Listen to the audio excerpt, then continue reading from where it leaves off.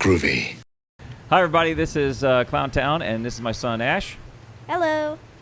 And today we're going to be talking about breeding. And today we've got a bunch of Argentavises set up in a little breeding room.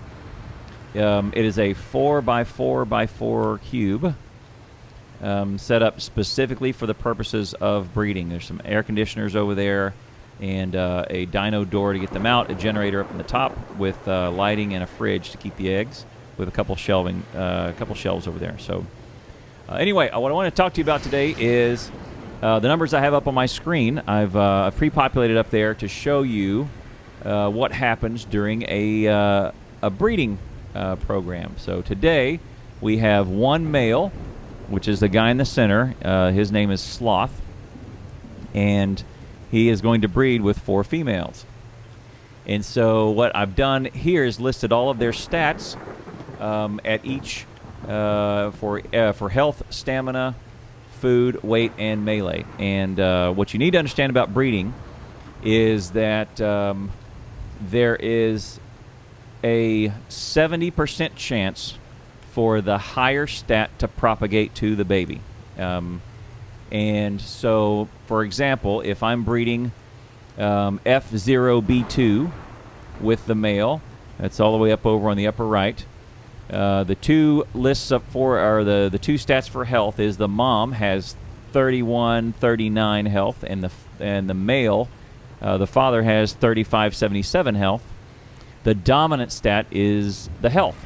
So, our dominant stat is the male's health, 35, 77. So, there is a 70% chance that the baby that they have together is going to have 35, 77, and a 30% chance it's going to have 31, 39. Same with each of these stats. If you go down one on stamina, F0B2 breeds with the male. If you look at the second line, which is stamina, I have an asterisk by the mother's value of 1260. There is a 70% chance that the baby is going to have 1260 and a 30% chance that the baby's going to have 1180. It's going to take after whichever stat is greater, that's going to pass forward. Ideally, you will have a baby that has the strongest stats. That would be a perfect breed. So we would have health, a perfect baby would look like 35, 77 health, stamina 1260, food 8400 from the mom, weight 640 from the mom, and then melee 420 from the mom. And so that would be a perfect breed, having carried forward the most dominant stats all the way through. That almost never happens because there's a random chance of that not happening. There's a random chance that each and every stat will get a bad roll, and you'll get the 30% instead of the 70% dominant. Now, one male can breed as many times as you can throw females at him. But females can breed sometimes once a day or once every day and a half, depending on your server settings. So, and one male can breed many times with many females all at once. So what we've done here in this little breeding center is we've got the male positioned in the middle, and then females all around him. Okay, and they're all set to passive. They're not wandering. All passive. Let me get over here because one of the females has just dropped an egg. By the way, this is an unfertilized egg that has nothing to do with breeding. It's just what they do if they sit around. And yep, there's the last female, and this female is set to not breed or not wander, and they just dropped an egg. That is not a fertilized egg.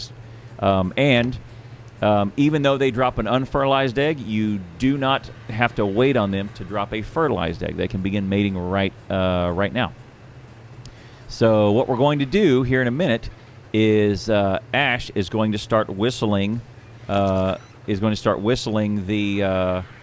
stay put command. If you look in your options, the stay put command is I have it set to you. It's whistle all stay put. Nobody follow me. Nobody wander around. Right. So that's what you do when you want everyone to get off a follow and stay where you are. Because what I'm about to do is to get them to mate. I'm going to set all of these to enable wandering, and they're going to want to walk around, and they're going to walk all over it. They're going to walk all over us. And so what we want to do is keep them right where they are. So Ash, come a little closer to me, get a little bit in the center, and then I'm going to get you to start hitting that button. Hit the U button and start going. This is what it's going to look like. This whistling is going to happen the whole time. So I'm going to start doing enable wandering. And I'm going to do the male last. Enable. Enable. Enable wandering. And then lastly the male. Okay. Now I'm going to join in with that. Now watch these under each of these females. Keep going, Ash. Under each of these females, there will be a mating bar, and then there'll be a heart above them too. So you'll see little hearts flash above their head. Oops. Let me take down the stats. So you can see these hearts. There you go. And so you'll see those little hearts flashing. Hearts. Hearts, that's all good. Hearts, it's all good.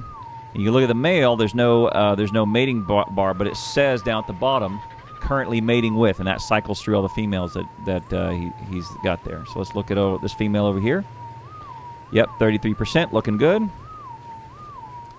And 33, 39%, 40, 40%, 40%, all good. Okay, so this is doing great. Ash, you're doing good. We'll keep them going. Thank you. All right. And here in a minute, when it gets to 100%, we should have 4 eggs on the ground. And then what we'll have to hurry up and do is go grab those eggs, because as soon as they hit the floor, they start losing health.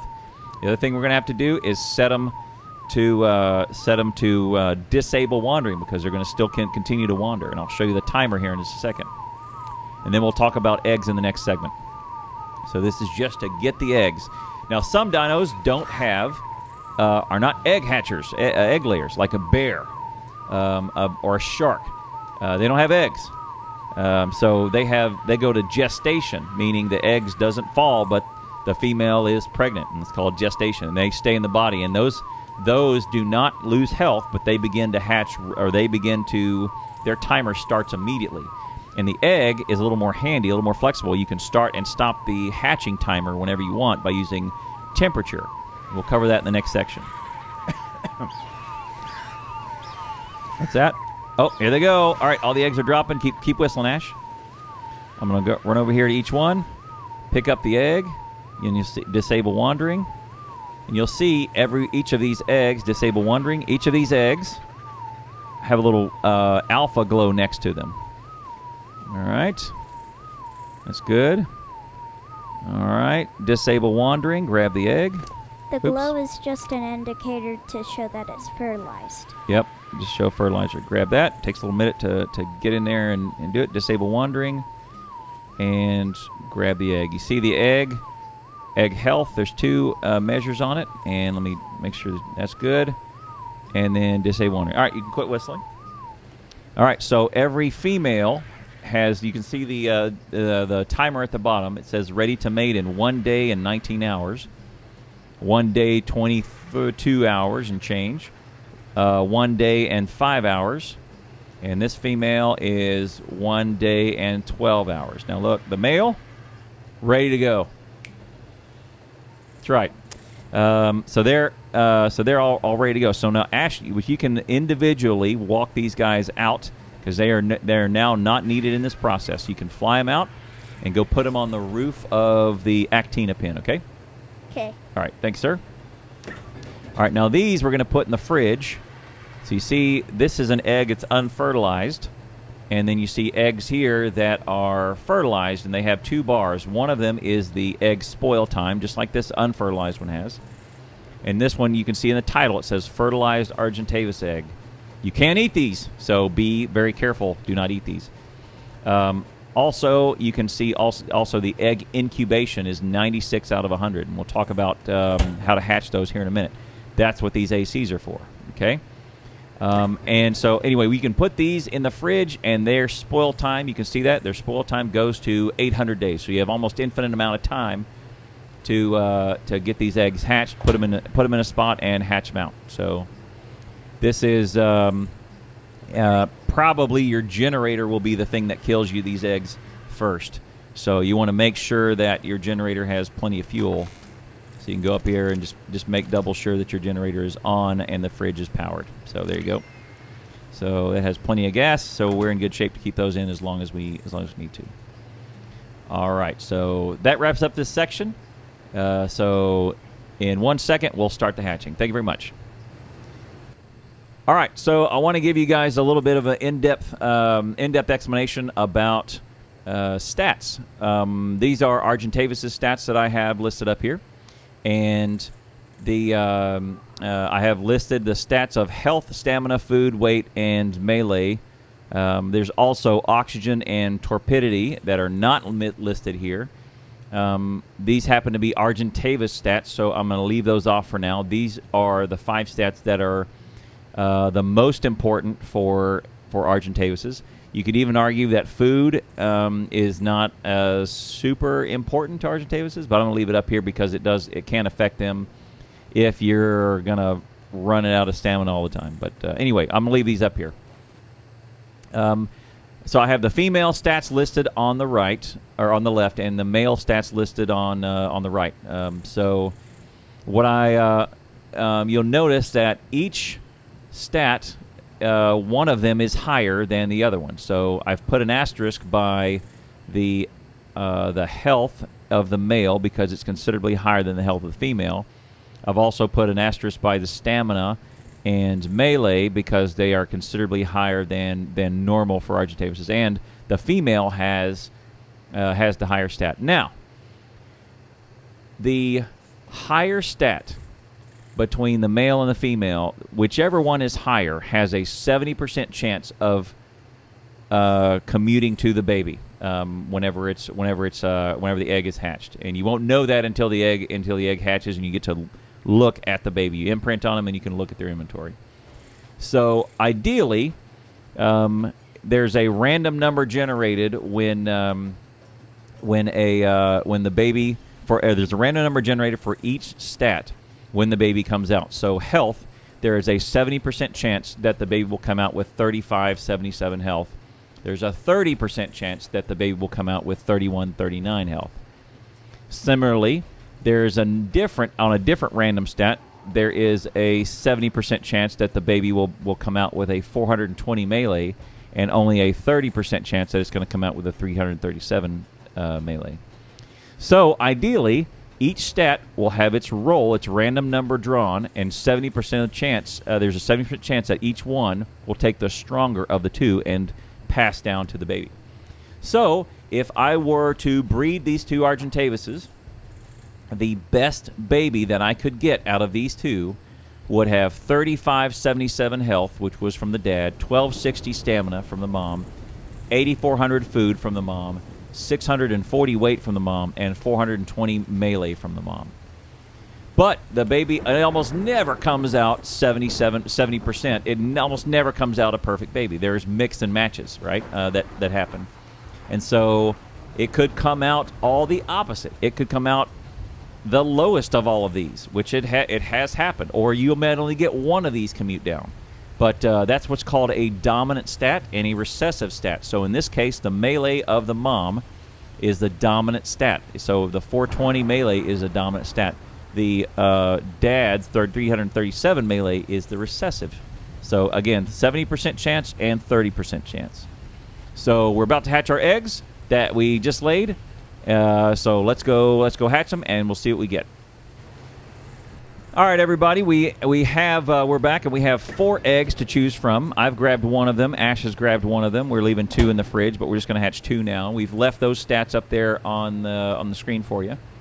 My egg that I'm going to hatch, you can hover over each egg that is fertilized, and you can see its parents, which it'll tell you the mom and dad that it comes from, its incubation percent, and the spoil time. Now, spoil time, it's considerably down from the fridge. The fridge keeps it for about 800 days.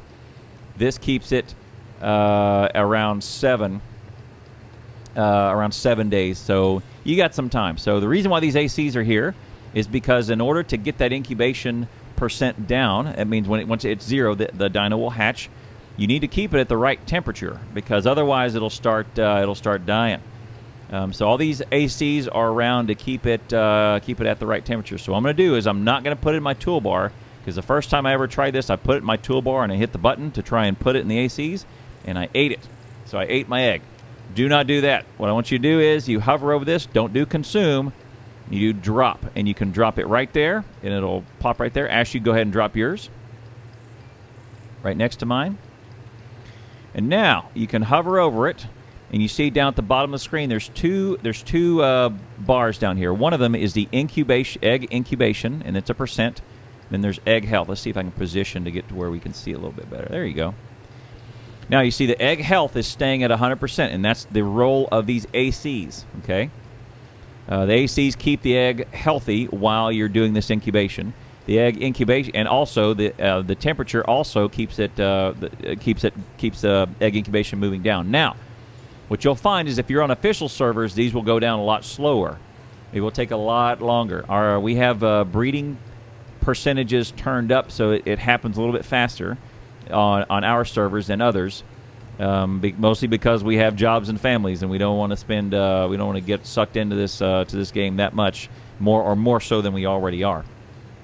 So the egg will slowly tick its way down, and right now it looks like about 1 second per 0.1%. So see, it's 89.0, 88.9, 0.8, 0.7, 0.6, 0.5. It's ticking down. So it looks to me at about 800 seconds, it's going to be ready to hatch, which is about 14 minutes or so. So this will continue to tick down, and then at some point the egg will be ready to hatch. And once it gets down to 0, the egg hatches, and then there's some stuff you got to do very, very quickly. So what you want to have in your inventory to be ready to go is you want to have this meat. You won't need to have meat in your hand ready to go, because these babies, when they come out, they are going to eat a ton of raw meat. You need to keep feeding them to keep them alive, because their food is going to be this much and their health is going to be this much, and you need to keep them fed.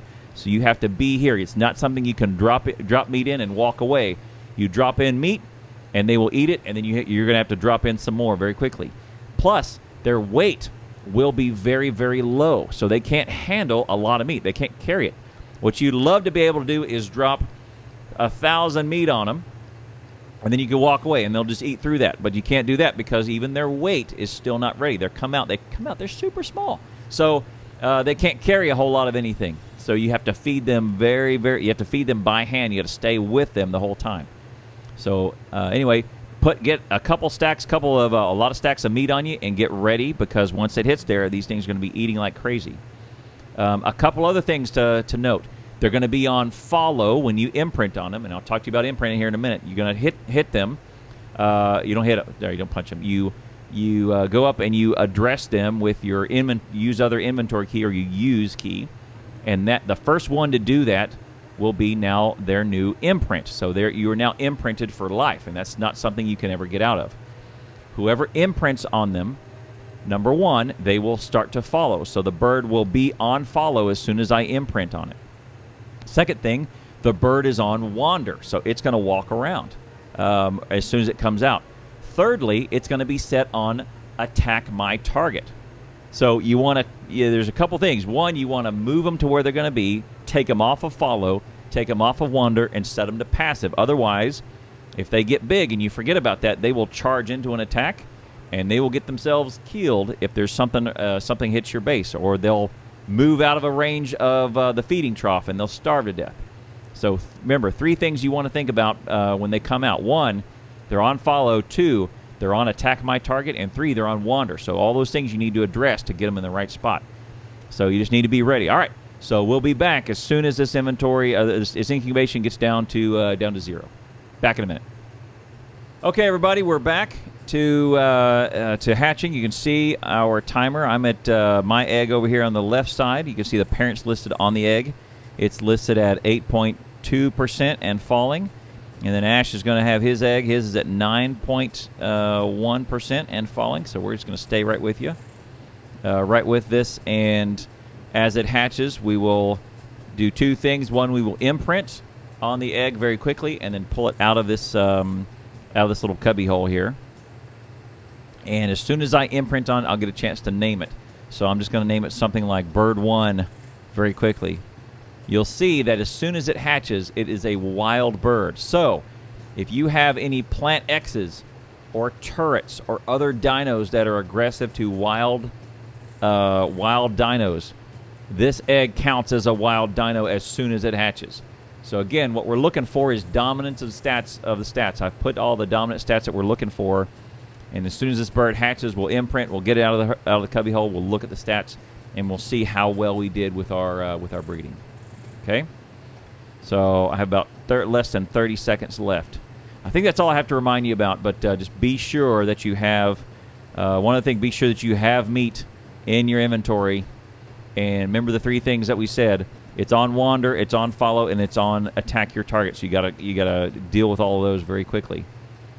All right, and 5 seconds for me. And also there is a chance that it can turn out to be twins, triplets, so on and so forth. That's right. We might get triplets or singles. There it is. Okay, baby Argentavis, and it's immediately wandering. I don't have the menu item yet. Imprint. There it is. B1. All right, now go immediately into its inventory, give it some, and give it some food. Did you pick yours up? Mm-hmm. Okay. Okay. Now I'm going to pull it back out of that cubby hole so Ash has a clear shot to imprint on his. All right, we got singles. So Ash is going to imprint on his. Make yours B2, kid. Okay? Okay. Oh, yours came out at 206. What is that weird level? Okay. Now look, it's already eaten 2 of these. All right, I'm going to make sure it's there. Now, remember, disable wandering. Cycle to neutral, cycle to passive. And I'm going to change the follow distance down to low so that I can move it over here in this corner away from us, right? So I can have it walk out of the way. Okay? So we're going to walk it over here. Ash, go ahead and walk yours out of there as well. All right, there we go. I'll whistle it even. And now look, it's already eating. Okay, so look, you'll notice 3 things. Immediately, the weight is only 2.1. And look, I can't give it any more. That is its maximum weight right now because it starts out as a baby. Now, there's 3 stages. 3 stages of baby. It's a baby, then it's a juvenile, then it's an adolescent, and then it's adult. And there's different stages of, in these different stages, there's different things that happen, and we'll talk about that in a minute.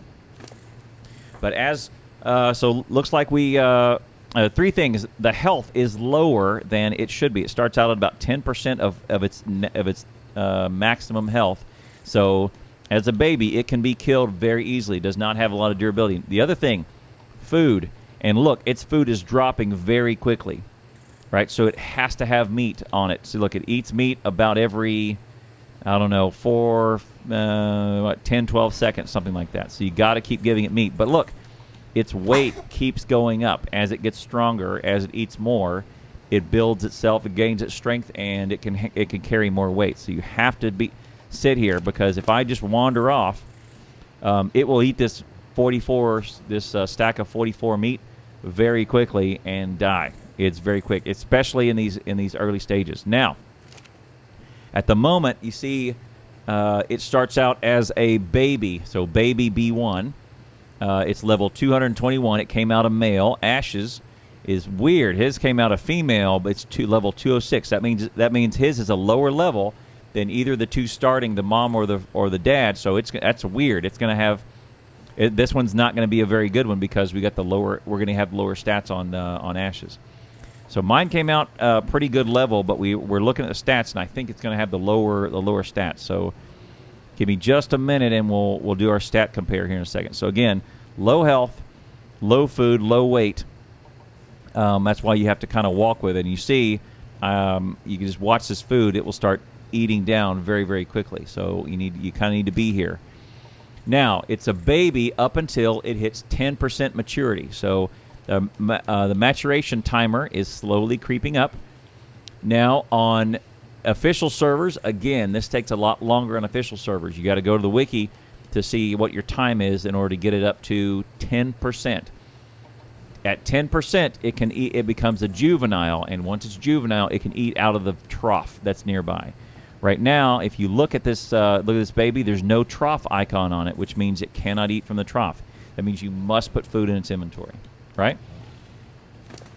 So anyway, so that's why you must stay with it, and you must keep it fed. Now, once it's baby and once you have food on it, it no longer requires these ACs. The ACs are just for the egg. It doesn't need its temperature controlled anymore. So that part is done. So now you can put another egg in there and hatch that one out, right? Which we will do here in just a minute once we get a handle. All right, let's check our stats. So what we're expecting as a perfect baby is 3577 health, because if you look up in the corner, that's what Dad had up there. And this one got the lower health. But look, it did get the mom's. 1260 from the mom. Well, I'm looking at the F0B2 column. Ash's column in the middle. So let me do this. Let me take Ash's down because we're just looking at mine. We'll look at Ash's here in a minute. Let's take Ash's column down. Oop, let's do this one. And we'll move this over. This one right here. All right, now we'll do our comparison. 3139 health. Got the lower of the health, which is a bummer. But look, stamina, 1260 versus 1180. So that's good. It got the higher health. Oxygen we really don't care about because we're not doing any underwater diving. Food, it got the lower food. That's not that big a deal. But this is good news. It got the higher weight, 640 versus 632. That's good. And look, this is the bonus right here. 420 melee. That's the best we have. So this baby got stamina from mom, weight from mom, and melee from mom, which is very good. It also got the two lower stats in health and food. So we'll have to try again at a different time, but that's good. We now have another male with good melee that we can breed with. So now what we're ideally wanting to get, we want to work our way down to the best baby possible. And even if you have a team of about 10 Argentavises, you want to pick out the best ones and try and breed and get those down to what's called a golden article, male and female. Then, once you have a golden article male and female, then you can start making killer dinos for the rest of your tribe. And that's when you want to do this next part, which is called imprinting.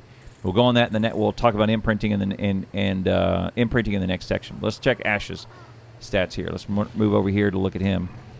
So Ash is doing a good job making sure food is on it. I'm going to give it a little bit more food. I'll give mine a little bit more food before I move on. Yep, so he's doing a good job of taking care of it. So let's put up Ash's stats here. His is this one right. Yeah, Ripley. Okay. So here's his. Okay, his max stat. His missed the health as well. We were expecting 3577 health. Instead, he got the lower of the health, 2774. He got the higher stamina by barely, 1180 from Dad. Oxygen we don't care about. He got the lower of the food. He could have gotten from Mom 9600 food, and instead he got 7800. Weight 632. They were even, so he was going to get that no matter what. But look here, lowest melee. The lowest melee, 337. He got that from Dad. So this one didn't get it. This one didn't come out good at all. That's probably what this low level is telling us. So this one is probably going to be a scrap. We don't want to probably sink any time into this one. We want to try from those other eggs. So this is kind of either a guard bird or something, or a new member of the tribe, or a backup bird. This one's not going to be good at all. This one got the lowest of just about everything here. So that is a bummer. This bird did not do very well. But the biggest thing about this one is that it came out. This is the best part. It came out with this maximum melee, and we have in our base right now about 11 birds, I want to say, and none of the birds have a starting stat higher than 420 here, so, or 419.8. I rounded. So this is very good. We now have a bird that can pop out maximum of 420, no matter or another male that can pop out 420 melee damage that can start breeding. So now we can propagate that down. Okay, so this is very good. This is very good for us. So the win in both of these two is going to be this bird right here that it got its melee. So this one's probably going to be scrapped. So Ash, if you want to go grab those two eggs and pop those other two out, that'd be fine. And then in the next section of this video, or actually we'll do it in we'll do it in the next section of this video. We'll talk about imprinting. And so be right back.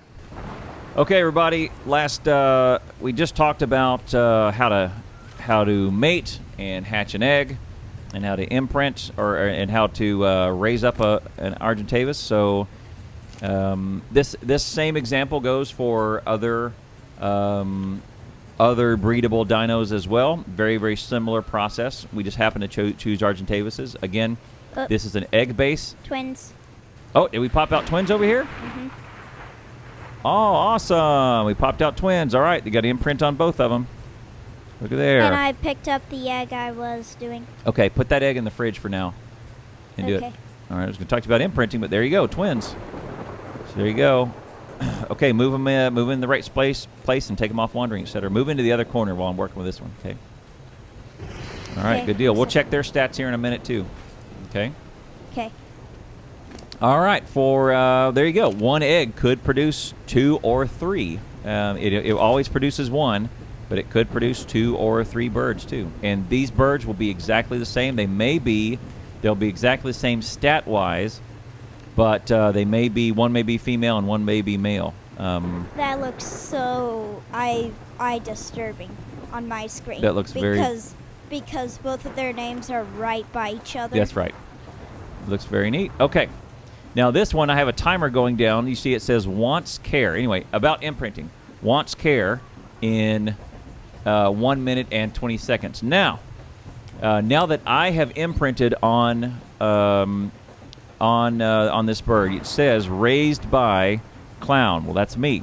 Okay, it has given a unique sample ID, and I am the only one now for the rest of its life who can do this because I imprinted on it the minute it was born. Okay. So see, look, its weight's coming up, its health's coming up, but now it wants care, and it ticks down. Now again, this is a long process on an official server. Long process on an official server, much shorter on ours because we have it set to where you need to be there more often, but you get less per imprint. So, all right, and a care could mean one of 3 things. One is cuddle, and cuddle is the best. Cuddle is you walk up to it and you give it a hug with your use key. That's it, and you're done. Second thing is it wants to go on a walk.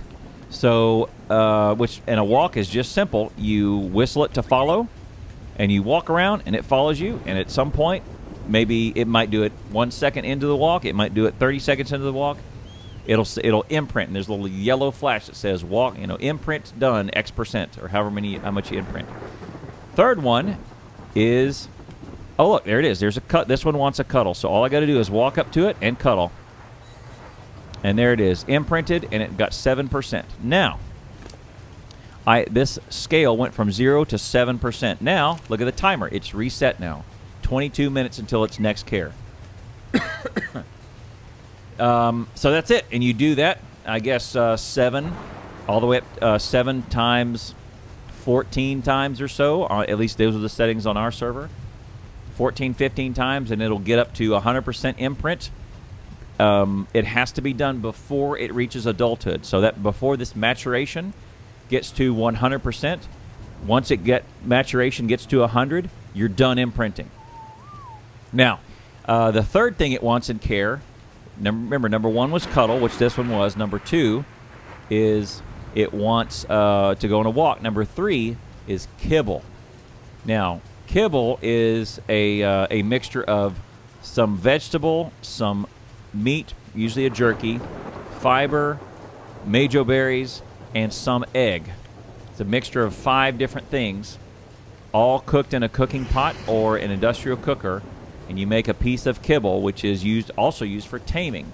But these things eat it also to get the imprinting bonus. Now, the reason why imprinting is so good and why you want to do this is now when I'm writing this, Clown, 2 things happens. Once I get this to 100%, 2 things happen. 1, it gets an armor boost. It takes 30% less damage if I get it up to 100% imprint. So when I'm riding it, if Ash comes over here and rides it and it's at 100%, Ash gets full damage. But when I'm riding it, because I raised it, because I'm the imprinter, when I first raised it and I got it all the way up to 100%, Now it has a 30% less damage, 30% armor or an armor boost / damage reduction when I ride it. Okay. Now when you look, when you see it, I can go show you another Argentavis. It has a little fist up in the upper right. I'll show you that in the upper right. I'll show you that in a minute. But when this gets to 100%, I get a 30% damage reduction and a 30% damage increase when I deal damage. So when I'm on this Argentavis riding around and I hit another dinosaur, instead of doing 100 damage, I will do 130 if that's at 100%. Now, if I get this imprinting bar only to 50% or something, I have to log off, I got to go to work, I can't do the rest of these imprints, it does a 15% armor reduction or armor increase and a 15% damage increase. Okay? So instead of hitting for 100 damage, I'll hit for 115 if I'm riding it and this imprint is up to half.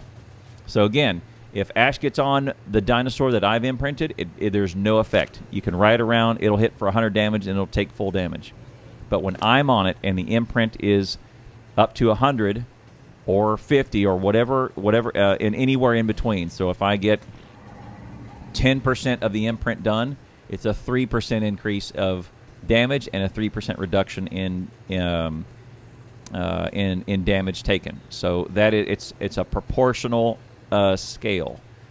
Okay, so that's really good, especially if you're going into into boss fights, or this is going to be your bird forever. Then you want to, and you're just going to be the bird that you ride for the rest of the time, or it's a cargo bird or something, and all you're doing is this is going to be the bird that you fly around on. This is a really good thing for you to do, especially if you're not going to be sharing the bird. If everyone in your tribe has their bird and they go into battle, everyone on your tribe while flying will have a 30% damage reduction and 30% damage increase while delivering it, right? So imprint's a very, very good thing. I'll show you. Let me go to a different part of my base. I'll show you my bird. I'll show you what it looks like to be imprinted. If I can find my bird around here.